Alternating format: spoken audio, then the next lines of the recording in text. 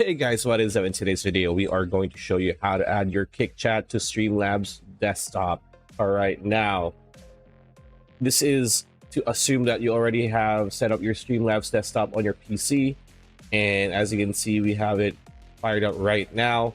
Now you have to do one thing outside of Streamlabs, which is go to your browser and log into your Kick account. Now, once you log into your Kick account, what you want to do is click this icon, your profile icon on the upper right corner of the screen. A small pop-up will appear and you want to click on Creator Dashboard. Now, after that, you're going to see a bunch of things. So session info, stream preview, so on and so forth, but you want to look towards chat. So as you can see here, it's empty.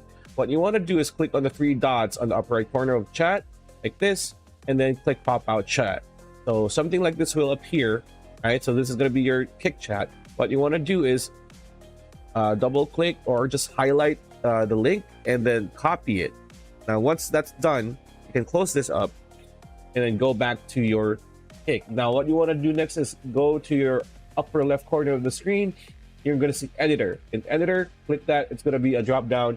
Click on layout editor. Now once you click layout editor, there's a few layouts that you want. Let's just use this.